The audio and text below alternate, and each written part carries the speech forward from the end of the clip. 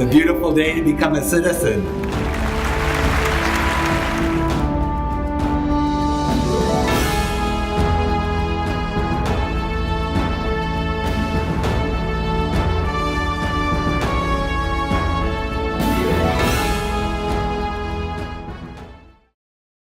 Our nation is distinctive because we are not held together by a tribal or a racial or blood myth.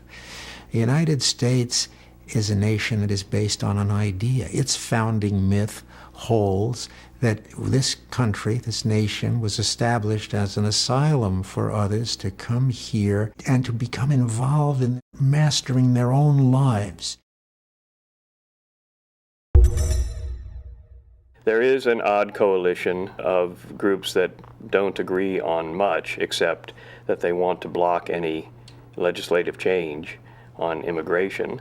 And it consists of some employer groups, by no means all, but some groups of employers, some non-governmental organizations that are oriented towards particular ethnic groups or towards particular human rights or refugee issues, and some ideological groups, both on the left and on the right. These are not necessarily conservative or liberal political perspectives. There is a kind of circle, a circularity of belief on these things in which the political extremes in the United States, right and left, often agree on these issues.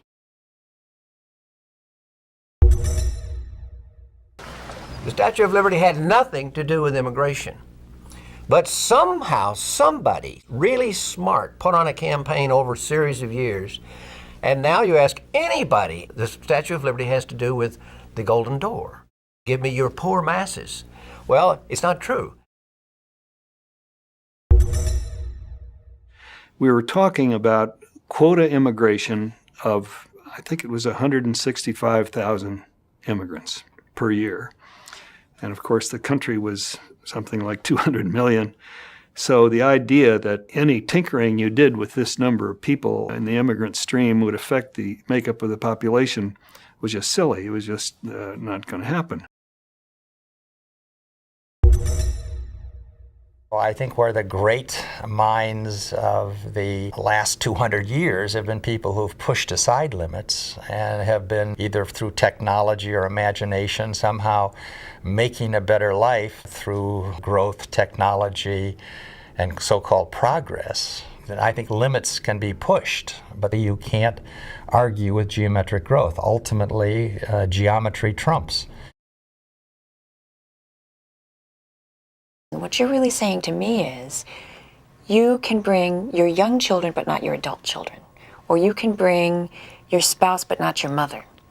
And that's asking Americans to have to choose between some family members and others, to have to choose between their right hand and their left hand, which is a choice that we ought not to have to make.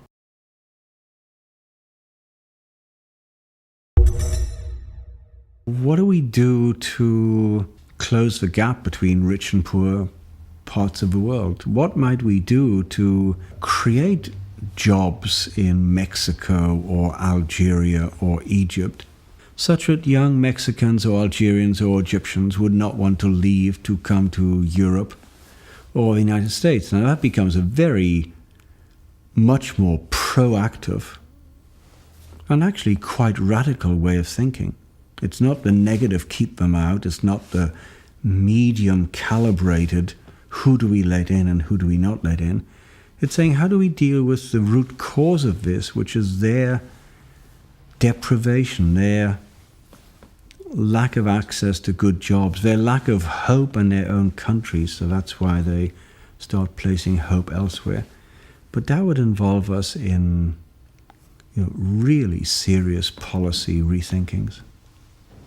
There's little evidence of such leadership with vision in the developed world today. We're too beset with our short-term agendas, our political campaigns, our dealing with pressure groups who are also thinking short-term. So our political leaders tend to think short-term.